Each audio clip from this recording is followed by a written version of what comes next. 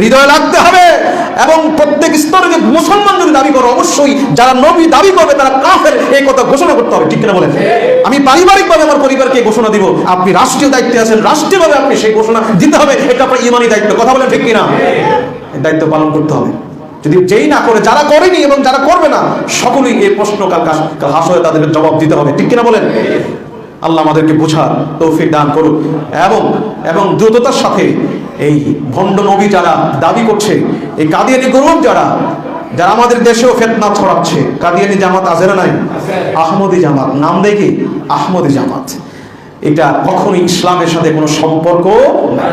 আমরা রাসূলকে যেখানে শেষ নবী মানবে না, তোমার কিসের নামাজ, কিসের কালাম, কিসের কি রিসালাত অস্বীকার করে তুমি চূড়ান্তভাবে কাফের, কোনো সন্দেহ নাই। কথা বলেন ঠিক কিনা? বিশ্বাসটা ঠিক রাখেন আপনি। বিশ্বাস আকীদা যখন আপনার শুদ্ধ, আপনার অল্প আমল আপনাকে আসমানি মঞ্জিলে মকসদে পৌঁছে দেবে। সুবহানাল্লাহ। হ্যাঁ, আখলিস দীনাকা ইয়াকফিক আমালুল কালিল। ঈমানকে শুদ্ধ করো, অল্প আমল তোমার নাজাতের জন্য যথেষ্ট হয়ে যাবে। এটাই, যার ঈমান আকীদা শুদ্ধ আছে তার জন্য আল্লাহ পাক এই অল্প আমল তাকে এত দ্রুত উপরে উঠিয়ে দিবেন যে চিন্তা করতে পারবেন। আল্লাহ আমাদের শুদ্ধ ঈমানে শ্রেষ্ঠ নবী পেয়েছি আমরা, ঠিক না? শ্রেষ্ঠ নবী পেয়েছি, সর্বশেষ নবী পেয়েছি, যেটা আমাদের গর্ব।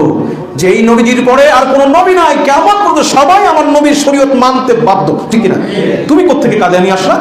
নবীজি বললেন, মূসা আলাইহিস সালাম যদি আমার শরীয়তের মধ্যে জীবিত থাকতো, দেখেন নবীজি কি বলতেছেন, মূসা আলাইহিস সালাম যদি আমার নবুয়তের মধ্যে জীবিত থাকতো, তাহলে ওই মূসা নবী তার শরীয়ত এবং তাওরাত ছেড়ে দিয়ে আমি রাসূলের শরীয়তকে মানতে হতো, মানা তার জন্য ফরজ ছিল।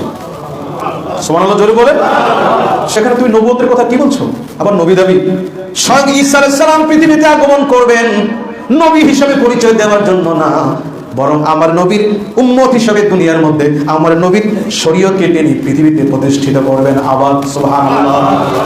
আর তুমি কে? এই জন্য এই মিথ্যাবাদীদের থেকে, বাতিলদের থেকে, বদ আকীদার লোকগুলো থেকে এই আহলুস সুন্নাত ওয়াল জামাত, নবী প্রেমিকগুলো, আল্লাহ ওলি প্রেমিকগুলো যারা আছেন, যারা আল্লাহর পেয়ারা বান্দা আছেন, আল্লাহ আমাদের সকলকে হেফাজত করুক, বলেন আমিন।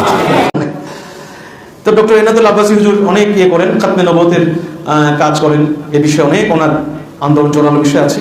সম্প্রতি লক্ষ্য করে আমরা করেছি যে জাতীয় সংসদে ফরিদপুরের শরীয়তপুরের একজন এমপি সাহেব, আপনার হাজী শরীয়তুল্লাহ, ওনার বংশধর মুফতি জনাব হানজালা, উনিও কিন্তু সংসদে এই ঘোষণাটা দিয়েছেন। এটা খুবই ভালো লেগেছে, ঠিক কিনা বলেন?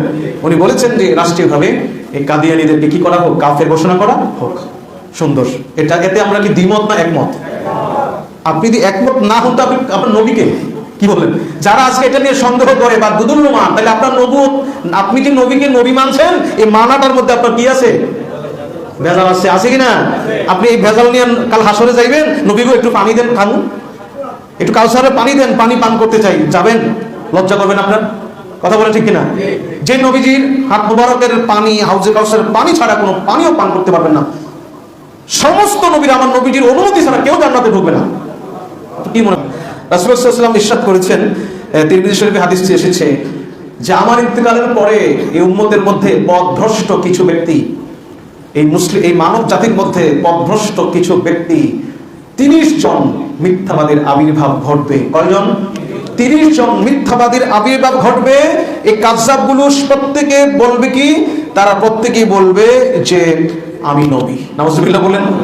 নবীজি বললেন, ওয়ান্নাহু সায়াকুনু ফি উম্মতি সালাসুনা কাযযাবুনা কুল্লুহুম ইয়াজউম আন্নাহু নাবিয়্যুন। তারা সকলেই বলবে আমি হইলাম নবী। এবং এরকম একজন নয়, দুইজন নয়, 30 জন আসবে। কয়জন আসবে? তো 30 জন নবী দাবিকারী আসবে। রাসূলুল্লাহ সাল্লাল্লাহু আলাইহি ওয়াসাল্লাম এদেরকে বললেন কাযযাব। এরা কি? কাযযাব। এরা মিথ্যাবাদী, এরা ধোঁকাবাজ, এরা চরম লম্পট। চূড়ান্ত ভাবে এরা রিসালাতকে অস্বীকার করার কারণে কাফের, কোনো সন্দেহ নাই। নবীজির শেষ নবী এই কথা অস্বীকার করলে ঈমান থাকবে? এরপরও কিছু মানুষের মাথা নষ্ট, কোরআনের আয়াত বিভিন্ন হাদিস দিয়ে রূপকভাবে ঘুরাইয়া পেঁচাইয়া বুঝাইতে চায় যে না, নবী আইলেও আমার শ্রেষ্ঠ নবীর সম্মান নাকি কমবে না, বুঝাইয়া বলতে চায় যে তারাও নবীয়তের কাজ করতেছে। নাউজুবিল্লাহ বলেন। মাথা কোথায় গেছে? এরকম ব্যাখ্যা তো শয়তান ছাড়া কেউ দিতে পারে না। এরকম কাযযাব আসবে, তো নবীজি বলেছেন তো 30 জন যেহেতু আসবে, এর মধ্যে আমরা যেটা লক্ষ্য করি, আমাদের এই ভারতবর্ষে যে গুরুদাস, পাকিস্তানের গুরুদাসপুরের যে গোলাম কাদিয়ানি যাকে বলা হয়, সেও কিন্তু এরকম মিথ্যাবাদী, নবুয়তের দাবিদার, নবুয়ত দাবি করেছে। নাউজুবিল্লাহ বলেন।